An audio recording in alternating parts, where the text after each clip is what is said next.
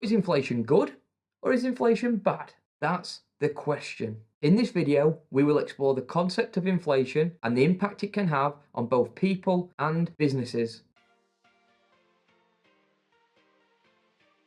Have you ever heard anybody mention the current price of a chocolate bar, such as a Freddo, and compare it to what it used to cost in the past? It can often be used as a sign of the times in the UK, and whilst the price of a Freddo chocolate bar isn't an accurate measure of inflation, we can use the rising price of chocolate as a prime example of how inflation works. For example, a Curly Whirly was once just 3p, and a marathon bar, aka a Snickers, was once just 4p, and a pack of Maltesers, believe it or not, were just 2p. But now they all cost significantly more, and this is mainly due to inflation. Inflation is a term used to describe the average rate that prices are rising over time. It is measured using an analytical tool known as an index, with the consumer price index being the most common measure used. The Consumer Price Index calculates how the price of a common shopping basket of goods changes over time, and the figure that is calculated is represented as a percentage. This percentage figure is the rate of inflation. But you might be thinking, what's included in this shopping basket of consumer goods? Well, it includes lots of products, ranging from everyday groceries such as bread and milk, right through to chocolate, beauty treatments, and technological products. Now, to ensure the measures are up to date and representative of consumer spending patterns, this shopping basket is reviewed every single year, with some items being taken out of the calculation and some items added into the calculation. So back to the original question, is inflation good or is inflation bad? Well, in a stable economy, inflation will typically rise by 1 or 2% per year, and this is a positive sign. A small amount of inflation every year shows that an economy is growing, and also ensures that the country doesn't experience something which is known as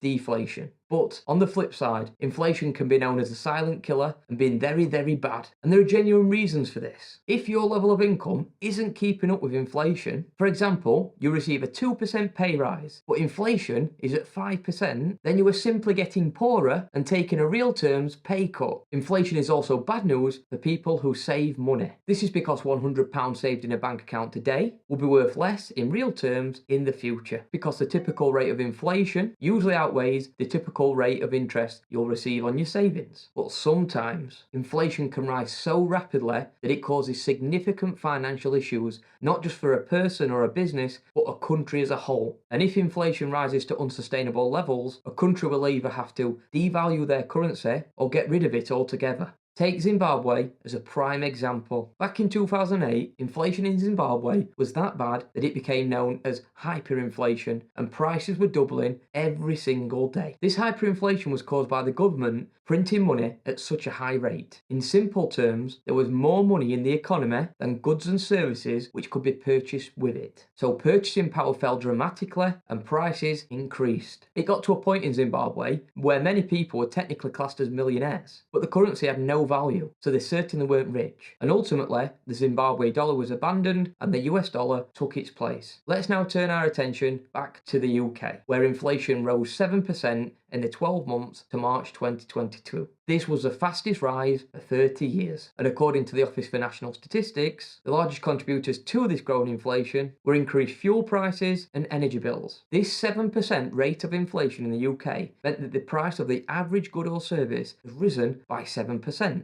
For example, if a product cost just £1 last year, it would now cost an average £1.07. Now, this may not sound a lot at first, but it can have serious consequences and is central to the cost of living crisis in the UK. Levels of income simply aren't keeping up with this rapid rise in inflation, which negatively impacts the purchasing power of money and derails consumer confidence. Put simply, people in the UK now need more money to purchase the same products and services that they did in the past, which then has a knock-on effect and negative impact on the profitability for most businesses. This is mainly due to overall consumer spending being likely to decrease, whilst at the same time, employees are likely to ask for a pay rise to help with the rising cost of living. In addition to this, if inflation is higher in the UK than it is in other countries, the cost of UK goods becomes comparably more expensive, which can then lead to a fall in demand for the goods of UK businesses which operate on a global scale.